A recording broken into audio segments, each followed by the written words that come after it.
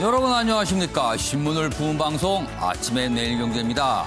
대만은 마스크 대란이 없었죠. 그런데요, 그 뒤에는 IQ 180의 39살인 정보통신장관이 있었습니다. 마스크 사러 왔다가 허탕치지 않게 하고 싶다는 생각을 한 이 장관. 마스크 실명제를 도입했고요. 약국의 재고를 한눈에 볼 수 있는 마스크 앱도 만들었습니다. 대단한 서비스죠. 우리 정부 안에도요, 이런 공무원 분명히 어딘가에 있겠죠? 그렇게 믿겠습니다. 3월 6일 아침에 매일경제신문 일면 기사부터 출발합니다. 매일경제입니다. 하루 1000개 기업 SOS를 치고 있답니다. 고용지원금 폭증하고 있다. 이런 얘기입니다. 고용지원금은요, 경영난에 빠진 사업주가요, 직원들을 감원하는 대신에 유급휴직 등을 할 때 지원을 하는 거거든요. 돈이 들잖아요. 그럴 때 그 급여의 일정 부분을 정부가 부담해 주는 겁니다. 고용유지지원금 신청 5,500건. 올해 들어 벌써 작년에 3배가 늘었답니다. 작년 전체 1년하고요. 올해부터 지금까지를 비교했는데 이미 3배를 넘었답니다. 여행업이 가장 많고요. 중소기업은요, 지원금을 좀 올려줬으면 좋겠다. 지금 지원으로는 부족하다. 이런 호소도 있다고 합니다. 다음은 중앙일보 보겠습니다. 자, 이쪽 보시죠. 기사와 만평이 동시에 좀 들어있습니다. 우선 제목은 이렇습니다. 마스크 5부제. 한 주에 한 명당 2장씩만 살 수 있습니다. 어제 정부가 마스크 긴급 대책, 굉장히 강력한 대책이에요. 어떻게 보면 대만에서 시행하고 있는 대책을 좀 들여온 듯한 느낌도 좀 있습니다. 이런 내용이고요. 여기 만평 보시면 이렇습니다. 내일 또 내일 마스크 구하기. 이게 어떤 유명한 영화 포스터를 좀 본뜬 건데요. 여기 보면 For the family, 가족을 위해서 마스크 구하기. 그러니까 매일 길에서 줄 서고 이렇게 구하고 있다. 이런 만평이고요. 내용 보겠습니다. 어제 정부가 발표한 마스크 긴급 대책인데요. 출생년 끝자리 기준 요일별로 나눴습니다. 그러니까 출생연도가 1일 그리고 6이면은요, 월요일, 2하고 7은 화요일 방식입니다. 그러니까 예를 들면 83년생 이런 경우에는요, 3이면은 수요일이 되는 겁니다. 주민등록증 등 신분증 지참해야. 그렇죠? 왜냐하면은 출생 연도를 파악하기 때문에 주민등록증 등 신분증이 있어야만 된다는 얘기입니다. 자, 이번엔 서울신문 보겠습니다. 1번, 한국 무비자 중단했습니다. 그리고 입국자는 2주간 격리한다고 어제 발표를 했습니다. 사실상 한국인에 대한 일본의 입국 금지 조치입니다. 여기 보시면 9일부터 이달 말까지 입국 규제를 강화했습니다. 그리고 경산 등 경북 7곳은 입국 거부. 여기는 아예 거부입니다. 근데 사실은요, 한국에서 일본을 갔는데 무조건 2주간 격리됩니다. 그럼 누가 가겠습니까? 일을 보러 가는 건데. 가지 말라는 소리죠. 오지 말라는 소리입니다. 금지입니다, 사실상. 정부는 일본 여행공표 상향 등 맞대응을 검토하고 있다. 우리도 가만히 있을 수 없다. 그러면서 뭔가 움직임이 있습니다. 이 부분 갖고도 지적이 많죠. 중국이 조치 취할 때는 가만히 있더니 일본 하니까 바로 반응한다. 이런 또 지적까지 나오고 있습니다. 마지막으로 동아일보 보겠습니다. 자, 벌써 며칠 지났군요. 북한 김여정 전응한 청와대 엄청난 독서를 담은 담화를 발표했죠. 그 다음 날 김정은 국무위원장 코로나 위로 친서를 보냈습니다. 그래서 좀 어리둥절한 상황입니다. 내용이 이렇습니다. 친서의 내용이요. 남동포 소중한 건강 지켜지길. 문재인 대통령 친서에 감사의 뜻을 담아 답장을 보냈다는 내용도 담고 있습니다. 지금까지 일명기사 짚어봤고요. 오늘도 네 분 패널 나오셨습니다. 소개해드리겠습니다. 먼저 최경선 매일경제 논설위원 자리하셨고요. 설대우 중앙대 약학대학 교수 오늘 전문가로 모셨습니다. 그리고 그 옆에는요 김관호 계명대 교수 나오셨고요. 이혁근 MBN 기자도 자리했습니다. 안녕하세요.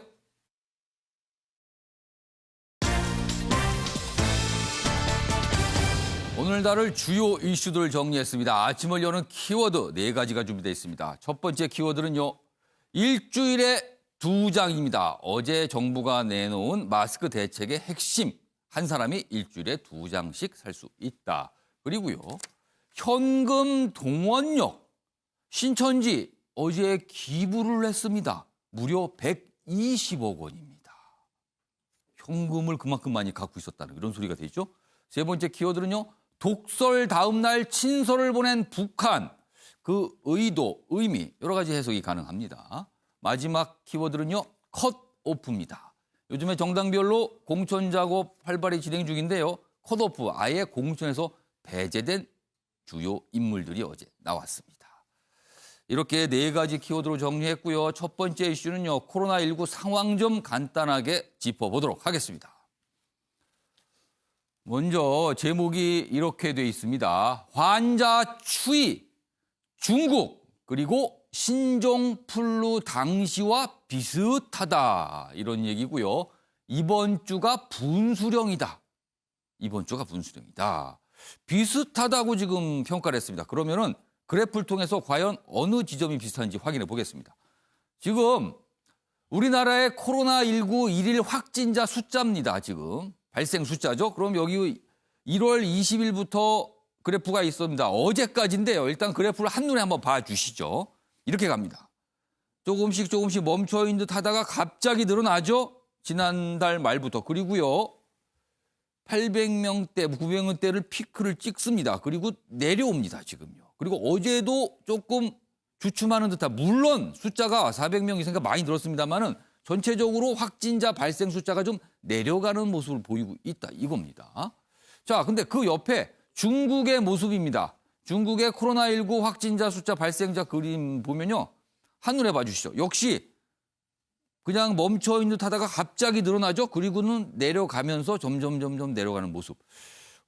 약간 중국의 모습과 우리의 모습이 흡사하다. 그리고 과거 2008년 신종플루의 모습 그래프입니다. 여기는 뭐 구체적인 수치보다 그래프에 한번 이 높낮이를 보시면 됩니다. 역시 처음에는 좀 멈춰있다가 급격하게 오르고요. 내려가면서 안정되는 모습이다. 지금 우리나라가 이런 모습을 보이고 있다는 거군요. 그래서 이번 주가 분수령이다. 이런 분석들이 있습니다. 그런데요.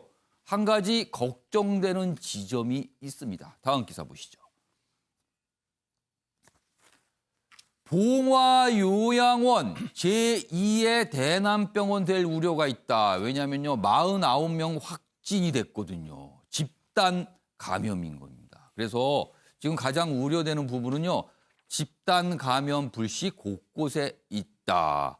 대구에서 집중적으로 나왔던 확진자 이제는 조금 주춤하는 거 아니냐 이런 평가가 있는데 다른 곳의 집단 감염 이게 걱정이 된다는 겁니다.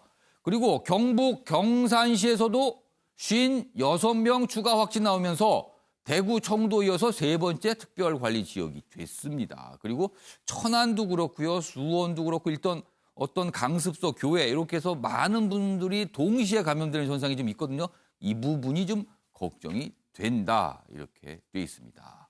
자, 그럼 여기서요. 어제 방역당국의 이야기 확인해 보겠습니다. 대구 지역의 신천지 신도들에 대한 조사가 우선 먼저 마무리됐고 지금 이제 증상이 없다라고 말씀하셨던 분들에 대한 조사와 일반 대구 시민들에 대한 그 증상이 있다라고 말씀하신 분들에 대한 아마 검사가 이루어지고 있기 때문에 점차적으로 좀 줄어들 가능성은 예견해 볼 수 있습니다. 대구에서의 어떤 2차 물결이라고 한다면 그런 것들이 또 다른 큰 물결을 일으킬 수도 있는 상황이기 때문에 대구 경북 지역은 물론이고 수도권도 그렇고 다른 지역도 그렇고 특별히 오늘 왜 경북 지역 같은 경우는 요양원에서도 집단 환자가 발생했고 그러니까 방역 당국도 굉장히 조심스럽습니다. 뭔가 좀 기대를 가질 수 있지 않을까라고 신중하게 얘기하면서도 그래도 아직은 긴장을 좀 늦추면 안 될 것 같습니다. 이런 뜻 같아요. 자, 설대우 교수님. 뭔가 좀 하향 내려가는 거, 주춤하는 거 기대해도 될 때라고 보십니까? 아니면 다른 판단을 좀 하십니까? 기대하기는 좀 그렇고요. 예. 일단은 뭐 추세는 어느 정도 보인다 이렇게 볼 수는 있겠습니다. 예. 그런데 이제 이게 이번 주말 동안에 이 추세가 유지될지 아니면 다시 약간 하향을 할지를 지켜볼 필요가 있고요. 또 다른 지역들, 그러니까 서울, 뭐 경기 이런 예. 쪽에 이미 100명을 넘었었습니다. 예. 그렇기 때문에 여기도 지역사회 감염의 우려가 상당히 축적되고 있다 이렇게 볼 수 있거든요. 예. 그래서 지금 산발적이긴 하지만은 지역사회 감염이나 또는 집단 감염이 우려되기 때문에 물론 대구 신천지에서와 같은 대규모 확산은 이제 일어나지는 않을 것 같은데 그럼에도 불구하고 산발적으로 병원이나 또 예. 요양병원 이런 데서 집단 감염이 일어날 수 있고 또 예. 하나는 지금 청소년들이 학교가 다 닫았기 때문에 예. PC방이나 학원 이런 데서 여전히 감염 우려가 있는 것이 사실입니다. 예. 그렇기 때문에 아직까지 이 추세를 가지고 안정기에 접어들었다거나 어떤 추세를 예측하기는 어렵고 예. 향후의 상황을 좀 더 지켜보면서 안정화 추세를 가늠해야 되지 않을까 이렇게 생각이 듭니다. 그러니까 뭔가 좀 내려가는 모습은 분명히 포착은 되지만 역시 기사대로 어떤 특정 지역, 특정 장소를 중심으로 다수의 감염자가 나오는 부분, 요거는 좀 예의주시해야 된다 이런 말씀이시네요. 그렇습니다.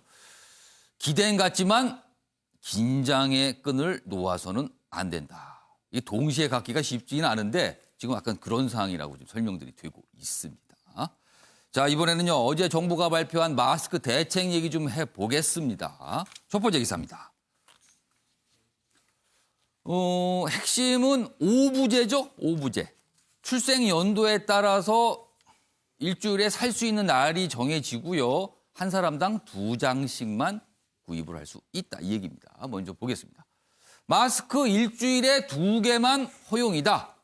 출생 연도 따라 오부제 판매 이렇게 됩니다. 오부제니까 또 혹시 이게 무슨 소린가 하신 시청자분도 계실 수 있을 것 같습니다. 여기 보면 여기 표가 있어요. 보시죠. 출생 연도 끝자리를 잘 보시면 됩니다. 끝자리가 16이면 월요일, 38이면 수요일, 50이면 금요일, 그리고 토요일, 일요일은요. 월요일, 금요일 사이에 구매를 안 하신 분들은 그냥 살 수 있습니다. 출생 연도와 상관없이 이렇게 정해졌습니다. 내용 보겠습니다. 마스크 대란 계속되자 대만이 한 달 전에 도입한 배급제를 전 도입한 겁니다. 좀 빨리 도입했으면 어땠을까 뭐 이런 지적도 좀 있어요. 그래서 여기 이 기사는 뒤늦게 내놨다 이렇게 돼 있습니다. 그러나 뒤늦게나마 이거는 어차피 좀 할 만한 정책이라고 좀 평가가 나와요. 다음 주부터 출생연도 끝자리 따라 정해진 요일에만 구입 가능하다. 그리고 아이들도 미성년인 아이들도 여권 또는 주민등록 등본을 가져가서 신분 확인을 해야 됩니다. 그래야지 살 수 있습니다. 그러자 현장에서는요. 이거 혼란이 좀 있지 않을까. 왜 그런가 하면 약사분들이 일일이 다 주민등록 확인하고 해서 입력하고 팔고 이래야 되거든요. 그러니까 이게 또 보통 일이 아니다. 뭐 이런 지적도 좀 있습니다. 다음 기사 보겠습니다. 엄마가 아이 마스크 대신 못 사준다. 그렇습니다. 아이하고 같이 가면은 살 수 있지만 아이는 다른 데 있는 상에서 엄마가 우리 아이 것도 살래요? 그러면 안 됩니다.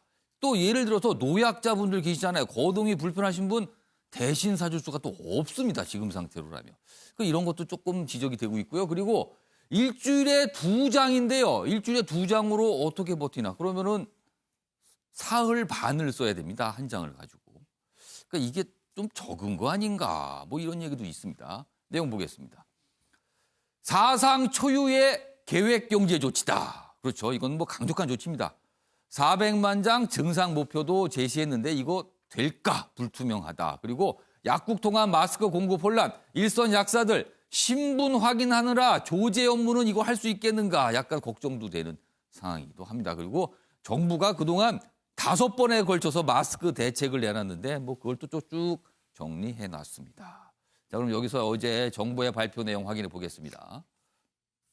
국내에서 생산된 마스크는 전량 국민들에게 보급될 수 있도록 현재 생산량의 10%까지 허용되던 해외 수출을 원칙적으로 금지하겠습니다. 수요량 대비 마스크 생산량이 충분하지 못한 현 상황을 감안하여 국민 한 분당 일주에 살 수 있는 마스크 구매량을 2배로 한정하고자 합니다. 두 번째는 마스크 구매 오부제를 시행합니다. 공적 판매처를 통한 마스크 구매는 본인들의 출생연도 끝자리에 맞춰 정해진 요일에만 구매하실 수 있습니다. 현재 공급 물량 가구는 모든 국민이 하루에 한 개씩 바꿔 쓰기는 어려운 실정입니다. 저도 보통 두 개 가지고 일주일을 사용합니다. 집에 있을 땐 사용을 안 하고 하루에 보통 3일씩 쓰는데 아직은 큰 지장은 없는 것 같습니다. 불안하셔서 그러겠지만 우리는 IMF 때 함께 나눠 쓰고 하면서 어려움을 극복한 경험이 있습니다. 우리 서로가 협력한다면 코로나19도 조기에 극복할 수 있습니다. 예, 이혁근 기자. 제가 설명도 드렸군요. 이제 정부 당국의 설명도 있었는데 일단 다음 주부터 적용되는 게 원칙이에요. 오부제 생년 연도에 따라서. 그러면은 이번 주는 오늘이 금요일이고요. 토, 일 남았습니다. 지금 오늘 포함해 사흘 동안은 어떻게 살 수 있는 겁니까? 네, 오늘 포함해서 6일, 7일, 8일 이렇게 예. 사흘이 남아있죠. 이 예. 사흘 동안은 1인당 2장까지 약국에서 살 수 있는 시스템으로 운영이 됩니다. 그럼 그리고 출생 연도는 상관이 없습니까? 그렇죠. 다음 주 월요일, 그러니까 9일부터 이 오부제라고 불리는 출생 연도에 따라서 살 수 있는 오부제가 적용이 되고요. 예. 일요일까지는 1인당 2장까지 구매할 수 있는 상황이 됩니다. 그럼 오늘부터 일요일까지는 일단 1인당 2장의 몫이 배정이 되는 거군요. 네, 맞습니다. 구매처에 따라서 나눠보면요. 예. 농협 하나로마트와 우체국 같은 경우에는 번호표를 배부를 하게 됩니다. 예. 9시 반, 그러니까 예. 앞으로 한 1시간 정도 뒤부터 번호표를 배부를 하게 되고 예. 사흘 동안은 1인당 2장까지, 그러니까 지금 현행과 좀 비슷한 체제로 운영이 되는 건데 예. 원래는 5장까지 팔았다가 이제 줄어드네요. 오히려 좀 줄어드는 상황이 되는 겁니다. 그러다 보니까 이제 예. 어제 약간 줄을 많이 서신 분들 계셨어요. 네. 마지막으로 5장을 살 수 있다라는 그런 소식이 좀 알려지면서 어제 좀 구매하신 부분이 있으셨고 오늘부터는 예. 이제 2장씩으로 준다. 그리고 예. 심지어 다음 주부터는 요일제, 그러니까 본인의 출생 연도, 제가 예를 잠깐 들어드리면 예. 1961년생이다. 그럼 월요일에 해당되시거든요. 예. 그런 분들은 월요일에 2장을 사실 수 있고 1987년생이다. 이렇게 예. 되면 화요일, 그리고 이렇게 해서 월화수목금이 돌아가고 토요일과 일요일 같은 경우에는 예. 일주일 동안 못 산 사람, 예. 미구매자가 살 수 있게 됩니다. 그렇다면은 일주일 동안 이미 2장 사신 분은 토요일날 일요일날 약국 가셔도 소용이 없다는 얘기가 되네요. 그렇죠. 못 사게 예. 됩니다. 반대로 내가 일주일 동안 주중에 안 샀다. 예. 그리고 주말에도 사지 않았다. 그러면 2장이 세이브가 되지 않겠습니까? 2장의 몫이 남아. 예. 그럼 그 다음 주에 4장을 살 수 있느냐? 그렇진 않습니다. 2주가 되진 않는다. 그냥 소멸되는 거네요. 그렇죠. 그냥 사라지는 겁니다. 그 주에 해당할 수 있는 예. 구매할 수 있는 마스크의 구매량은 소진되는 겁니다. 알겠습니다.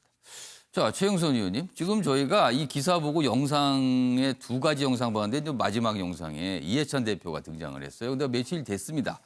본인 얘기를 하면서 이제 마스크 좀 그렇게 많이 안 써도 된다 그래서 좀 아껴 쓸 필요가 있다 하면서 본인은 일주일에 2장 갖고 버틴다. 그런데 공교롭게도 정부 정책이 일주일에 2장이 됐어요. 이거 그냥 우연이겠죠? 그냥? 저도 사실은 개인적으로 일주일에 2장 정도를 씁니다. 사람마다 소비 패턴이 다 다르죠. 예. 지금 이제 저런 대책이 필요한 이유가 사실은 텔레비전 화면에서 마스크를 사기 위해서 길게 줄을 서 있는 모습을 보면 2가지 생각이 나죠. 첫째는 마스크 사려다 병나겠다 예. 하는 생각이 들고 예. 또 한 가지는 저렇게 줄 서서 마스크를 사려고 그러는데 나는 그럼 가만히 있어도 되냐. 괜히 불안하죠. 괜히 불안하면서 예. 가수요가 생기는 겁니다. 그래서 사실은 경제학에서도 수요 예측이라는 게 굉장히 힘든 작업입니다. 예. 그러니까 일반적으로 다들 소비 패턴이 다른데 저런 불안 심리가 덧붙여지면은 없던 수요도 그냥 갑자기 생기는 거거든요. 예. 그래서 사실은 우리가 하루에 1,000만 장을 생산하는데 예. 경제활동 인구가 한 2,500만 됩니다. 그러니까 공급이 원래는 부족하죠. 예. 부족하다 하더라도 예. 2,500만에 이르는 경제활동 인구가 다들 마스크가 필요한 건 아니거든요. 집에서 그냥 재택근무하시는 분들도 있고 그런 분들이 계시죠. 예, 굉장히 인구密도가 낮은 지역에서 예. 일하는 분들도 있기 때문에 예. 이분들을 다 수요자로 잡을 수는 없는데 이제 이런 가수요가 생기는 상황에서 보다 보니까 예. 경제활동 인구가 2,500만, 그다음 하루 생산량이 1,000만 예. 이렇게 따지면은 일주일에 2장 정도가 계산이 나올지 있지 않나 이렇게 생각이 듭니다.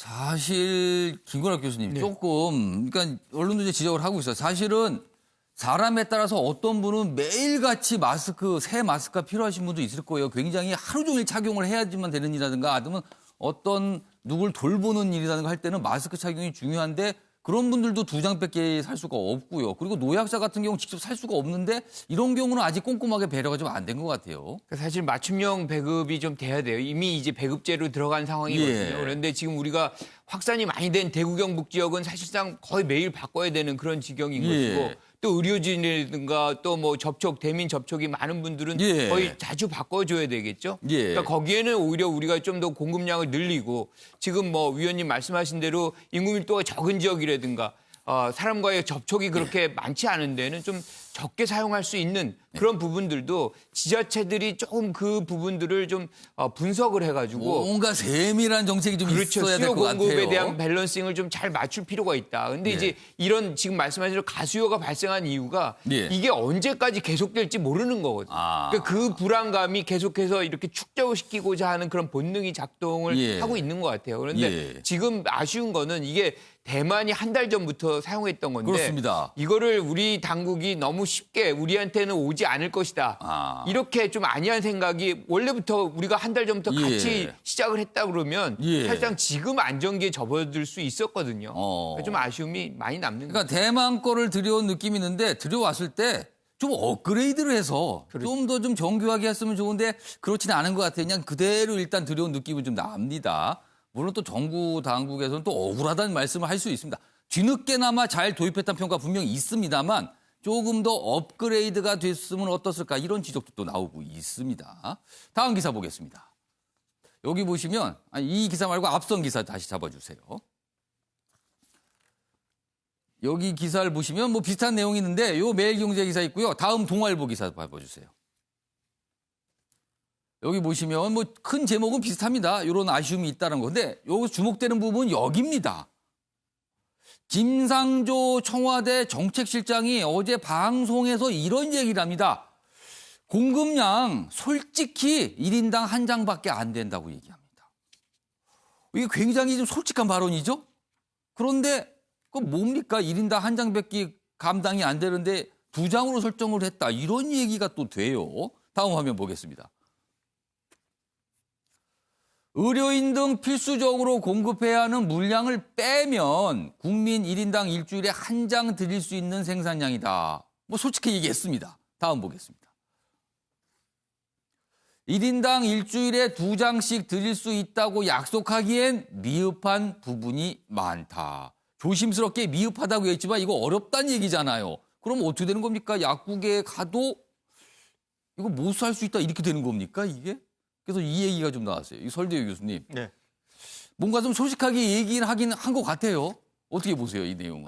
솔직하긴 하는데 저는 좀 부적절하다 이렇게 봅니다. 이것 자체가 이제 가수요를 촉발시킬 수 있고 또 불안을 증폭시킬 수가 있거든요. 부족하다는 걸 또 강조한 셈이 된 건가요? 그렇습니다. 또 다른 하나는 이제 어떤 약국으로 갔는데 막상 살 수 없게 되면은 또 약국 찾아 산만리가 될 수가 있습니다. 이게 그래서 이런 문제도 있기 때문에 지금 이런 말씀을 하시게 되면은 불안을 느낀 사야 되는 분들이 상당히 불안이 커져서 가수요가 촉발될 수 있기 때문에 상황이 좀 악화될 수가 있거든요. 그러니까 국민들께 양해를 구하는 측면은 좋은데 그냥 양해를 구하는 측면에서만 말씀을 하셔야지 불안을 증폭시킬 수 있는 말씀을 덧붙인다고 하는 것은 좀 뭔가 좀 그러니까 고려해봤어야 되는 게 아닌가. 정부가 할 수 있는 상황을 솔직히 얘기하긴 했는데 이걸 또 어떻게 봐야 될지. 예, 최영선 의원님. 일단 정책실장의 계산법이 5천만 국민이 전부 한 명도 빠짐없이 마스크를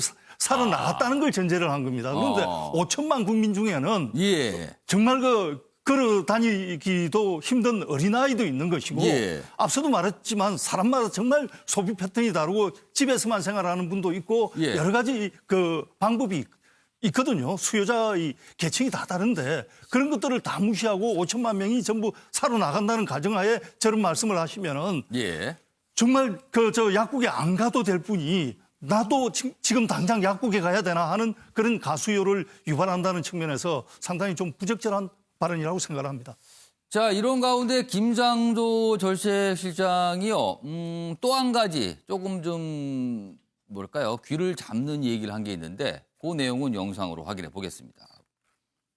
공평하게 한다라는 의미에서는 정부의 행정 시스템을 통해서 무상으로 한 장씩 배급해 드리는 게 가장 좋을지는 모르겠으나 예. 그게 지금 이 제한된 마스크를 우리 사회가 필요로 하는 용도로 사용하는데 과연 가장 바람직한 방법인가라고 하는 거에 대해서 저희 정부의 고민이 있는 겁니다.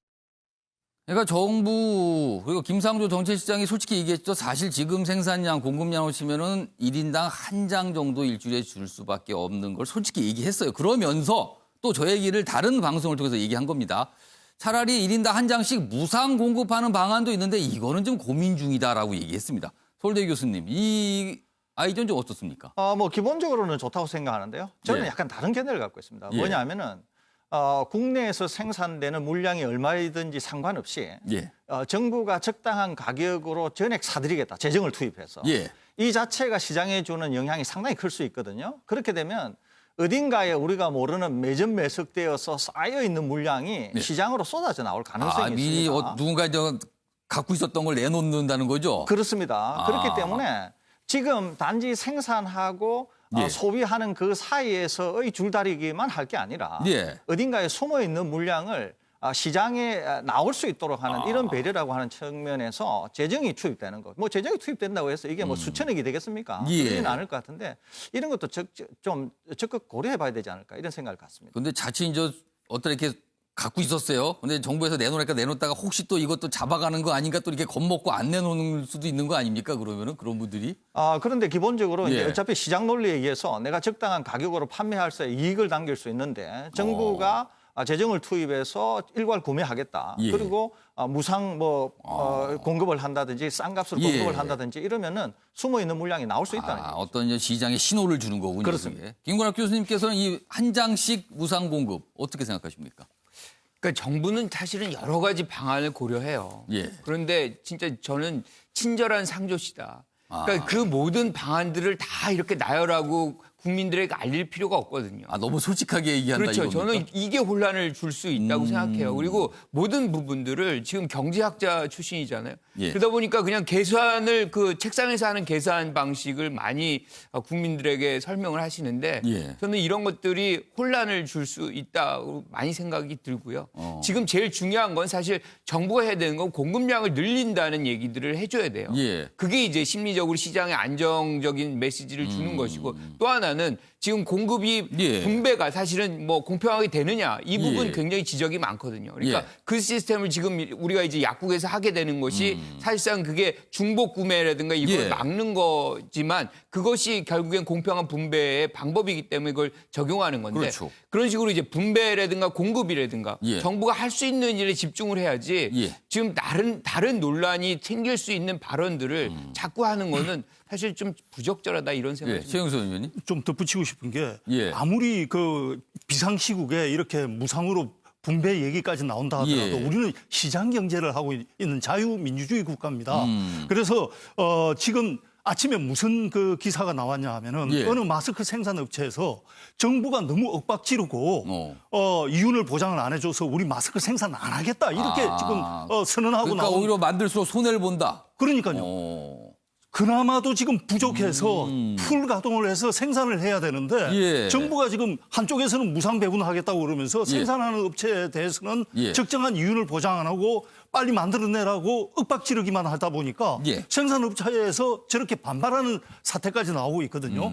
이런 부분에 대해서 그러니까 이것은 국가의 재산이 아닙니다. 아무리 예. 비상시국이라 하더라도 예. 적정 이윤이 보장이 돼야 된다는 거 이런 거 말씀을 드리고 싶습니다. 참 마스크 관련해서 여러 가지 관점, 여러 가지 시각 그리고 여러 가지 지점들이 있습니다. 얘기할 게. 언제 또 이렇게 마스크 가지고 많은 얘기를 해본 적이 있는가 싶기도 합니다. 지금요. 자, 다음은요. 마스크와 관련된 어떤 사진 한 장이 어제 포착이 되는데 기사와 함께 있습니다. 먼저 사진부터 좀 잡아주세요. 두 장의 사진이 있습니다. 각각 다른 정당입니다. 이쪽 사진은요. 여당인 더불어민주당 사진이고요. 그 옆에는요.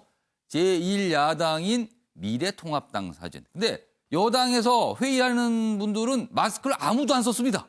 반면에 미래통합당은요, 다 마스크를 쓰고 회의를 합니다. 어제 같은 날 같이 국회에서 있었던 모습입니다. 그래서 제목이 이렇습니다. 여당 안 쓰고 사태 잠재우기. 야당은 꼭 쓰고 책임 추궁하기. 그러니까 이 마스크가 정치 영역으로 넘어간 겁니다, 지금요. 그래서 이렇게 행동으로 보여주고 있다. 그러니까 여당 쪽에서는 꼭 안 써도 됩니다. 수요를 좀 줄여주세요. 이런 의도겠고요. 야당은요, 마스크 필수품인데 무슨 소리 책임져라. 이렇게 행동으로 보여주는 것 같기도 합니다. 저희가 오늘 사진으로 좀 준비해 봤습니다. 뭐 이거 논쟁하시면요, 이거 한두 끝도 없습니다. 그냥 넘어가겠습니다. 그래서 코로나19 그리고 마스크 등등과 관련해서 저희가 Q&A 준비했습니다. 질문 하나씩 보도록 하겠습니다. 먼저 첫 번째 질문인데요. 중국에서 얼마 전에 코로나19 완치 판정을 받은 사람이 사망을 했어요. 그러니까 이게 완치 판정 후에 다시 확진을 받는 정도가 아니라 아예 사망으로 갔습니다. 그래서 코로나19 이 완치 기준이 논란이 되고 있습니다. 그래서 이거 어떻게 받아들여야 되는가? 일단 첫 번째 질문입니다. 서울대 교수님, 이거 어떻게 된 현상입니까? 예, 이제 정치가 기본적으로 개입했다 이렇게 볼 수 있는데요. 환자가 너무 많으니까 예. 일단 환자를 일찍 퇴원시켜야 되는 이런 문제에 봉착하다 보니까 그러면은 완벽하게 나았다고 볼 수 없는데 치료됐다고 볼 수 없는데도 퇴원을 시켰다 이런 얘기입니까? 그렇습니다. 몸에 상당한 바이러스가 있었을 수도 있고 또는 상당한 양으로 감소했을 수도 있는데 예. 마지막 검사에서 음성으로 나왔다고 하는 사실에 경도되어서 그냥 퇴원을 시킨 이후에 재발병되어서 사망한 것으로 이렇게 보입니다. 이런 일이 있었습니다. 다음 질문 보겠습니다. 홍콩 확진자의 반려견이 코로나19에 감염이 됐다고 합니다. 그러면은 사람에서 동물로 전파가 가능한 것인가? 이게 확인된 것인가? 이런 얘기가 있거든요. 이건 어떻게 된 겁니까? 예, 이제 이번 코로나19와 관련해서 예. 이 케이스가 보고가 된 이후에 WHO가 아주 심층적으로 조사를 했습니다. 그래서 예. WHO가 공식적으로 입장을 발표했습니다. 추가 연구는 더 필요하다는 전제를 달긴 했습니다만은 예. 그래서 아마 사람이 먼저 감염이 되고 반려견에게 전파가 된 것으로 보이는데 예. 이것은 사스나 메르스 때도 사실은 있었던 이야기입니다. 그리고 예전의 연구 결과에 의하면은 이렇게 개에게 옮겨진 바이러스는 추가로 사람이나 다른 동물에게 감염을 시키는 것은 거의 없는 것으로 그래서 이 개가 그냥 마지막으로 감염되고 뭐 이후에는 아마 스스로 뭐 치유되지 않을까 이렇게 생각합니다. 그러니까 주인인 사람으로부터 반려견 또는 반려묘로 갈 수는 있다는 게 지금 확인이 된 건데 반대 방향 반려견 또는 반려묘로부터 사람으로 올 가능성은 아직은 없는 걸로 파악된다는 거죠? 그렇습니다. 이거 이 반려견 기르신 분들 좀 걱정하셔야겠는데요. 그러면요. 또 이게 혹시라도 또 마지막 질문 보겠습니다.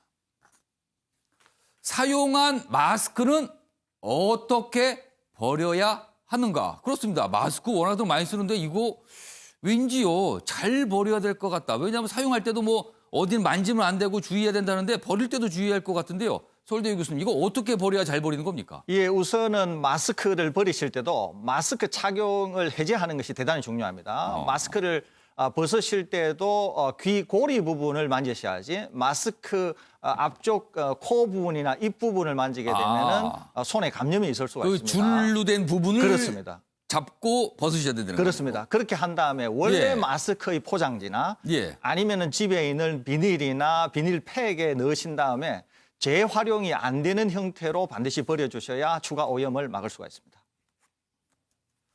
그러니까 지금 이 마스크 구해서 쓰시는 것만 중요한 게 아니고요. 혹시라도 다른 감염을 만들지 않기 위해서는요. 벗으실 때도 잘 벗으시고요. 밀봉을 가능한 하셔서 소각이 될 수 있는 상태로 버리셔야 됩니다. 그러니까 소각되는 쓰레기로 간주하셔서 버리셔야 되는 겁니다. 그리고 잘 밀봉하셔야 됩니다. 버리는 것도 중요합니다. 지금요, 또 한 가지 중국에서 있던 영상 하나를 좀 소개해 드리겠습니다. 저희가요. 중국에 있는 영상을 저희가 준비했는데 워낙 걱정이 되다 보니까 어떤 이발소에서 이런 풍경이 있다고 합니다. 영상 확인해 보겠습니다. 자, 지금 저게 중국의 한 이발소라고 합니다. 근데 이발사들이요. 손님 옆에 안 가고 무슨 막대에다가 이발기구를 장착을 해서 머리를 깎는가 하면 저 머리 감기는 모습을 보십시오. 멀리서 무슨 빗자루 같은 걸로 멀리 하는데 저기 앉아 계신 저 이 고객은요. 저 불편해서 저게 될까요, 저렇게? 저런 모습까지. 저게 연출이 아니고요. 실제로 저런 모습이 있었다고 합니다. 참 별일이 다 있습니다. 워낙 사람들이요. 어떤 이게 두려움에 쫓기다 보니까 그 손님으로부터 혹시라도 감염될까 걱정돼서 한 1m 정도 되는 이 나무 막대기에다가 미용 도구를 설치해서 저렇게 이발을 하는 모습까지 포착이 됐다고 합니다. 이 기사는 간단히 좀 읽고 가겠습니다. 돌아서면 밥 차리는 돌밥. 이게 무슨 소릴까요? 집집마다 세끼 전쟁이 벌어졌다.